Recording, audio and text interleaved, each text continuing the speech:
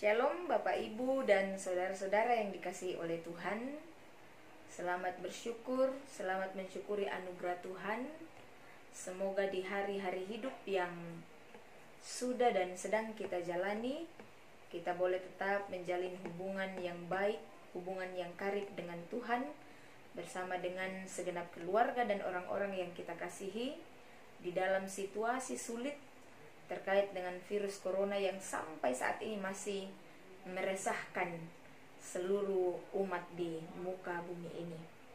Lalu kemudian ketika bersama-sama kita merenungkan perjalanan kehidupan kita sampai saat ini, hal-hal apa saja yang sudah kita jalani, hal-hal apa saja yang sudah kita alami ketika kita menjalani hari-hari kita di rumah saja, stay at home.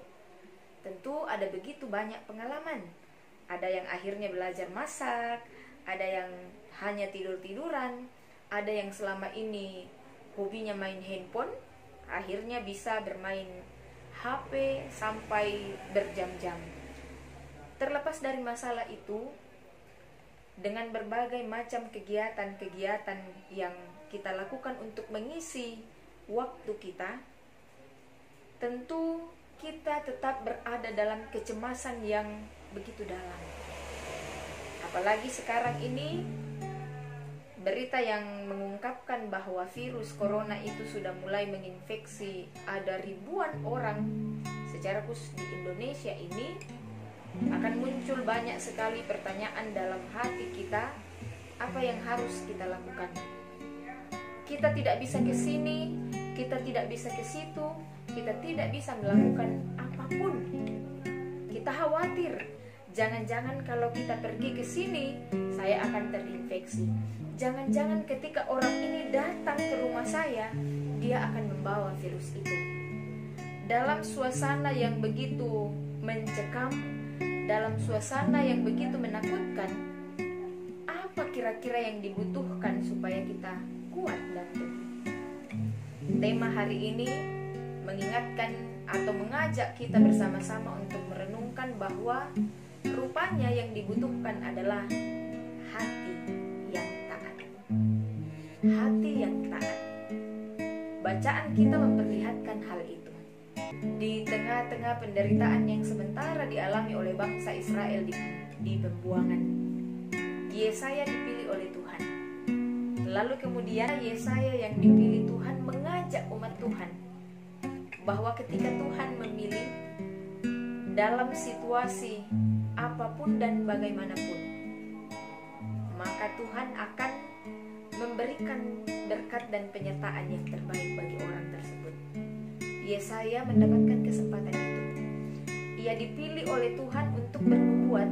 Di dalam bacaan kita dikatakan bahwa Tuhan Allah telah memberikan kepadaku lidah seorang murid, supaya dengan perkataan aku dapat memberi semangat yang baru kepada orang-orang yang letih lesu. Lalu kemudian di ayat yang kedua pun dikatakan di situ, Tuhan Allah telah membuka telingaku dan aku tidak memberontak, tidak berpaling ke belakang.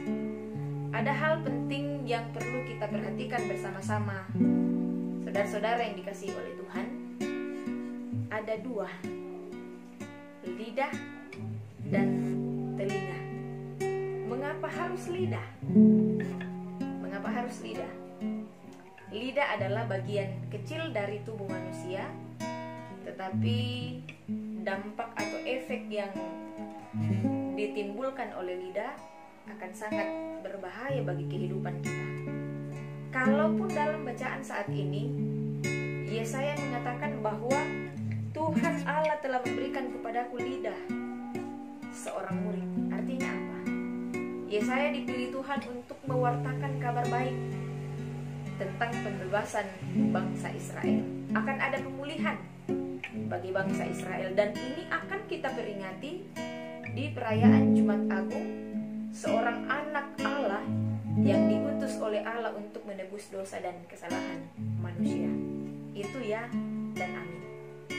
Lalu yang kedua adalah Tuhan Allah telah membuka telingaku dan aku tidak memberontak, tidak berpaling ke belakang.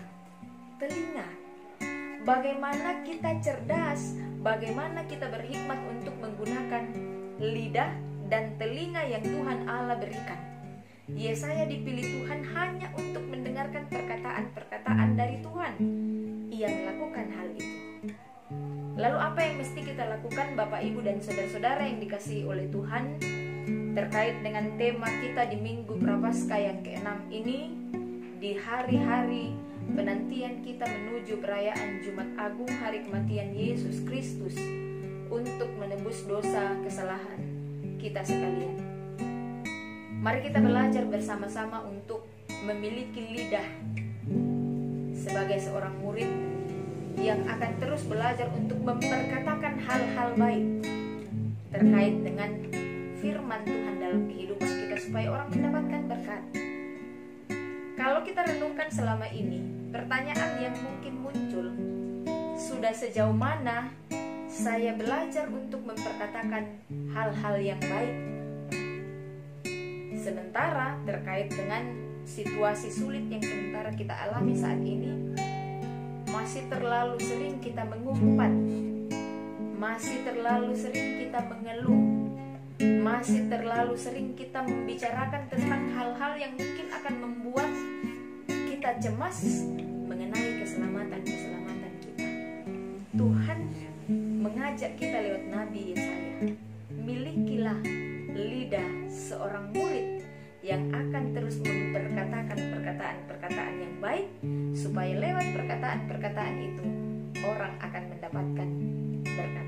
Kesempatan saat ini ketika kita diminta untuk berdiam diri di rumah, kesempatan saat ini mengajak kita untuk lebih dan lebih lagi berintrospeksi diri tentang bagaimana ketaatan kita dibangun. Bagaimana kita tetap taat meskipun kita sementara bergumul. Apapun yang engkau gumuli, bagaimanapun kesusahan yang sementara engkau hadapi, tetaplah taat, percaya kepada Tuhan.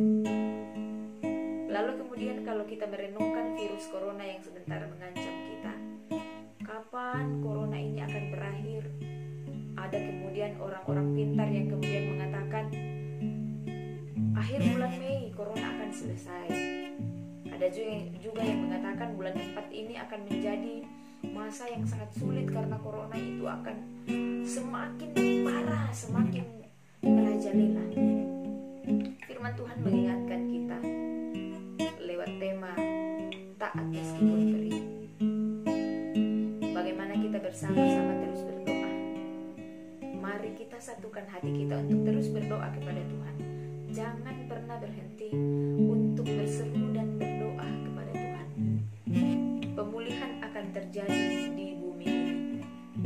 Corona ini akan diangkat oleh Tuhan tepat pada waktunya, sesuai dengan waktu Tuhan.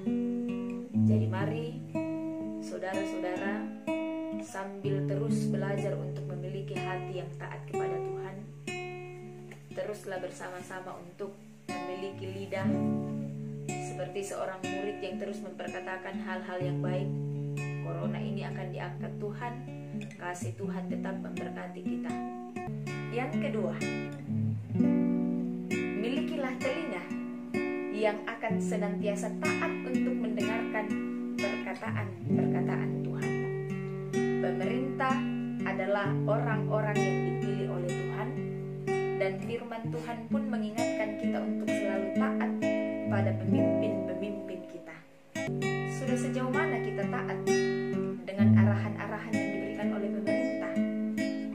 Sudah sejauh mana kita berdiam diri di rumah sesuai dengan arahan yang diberikan oleh pemerintah, arahan yang diberikan oleh PGI, arahan yang diberikan oleh sinode dan bahkan badan pekerja majelis gereja kita? Sudah sejauh mana? Yang ada adalah saya tidak bisa melakukan ini, saya jenuh untuk melakukan ini, saya tidak nyaman kalau saya tidak pergi ke sini dan ke situ, melakukan ini dan melakukan ini. Ataukah mungkin kita akan berkata, untuk apa saya taat? Sementara perjalanan hidup saya tetap seperti ini.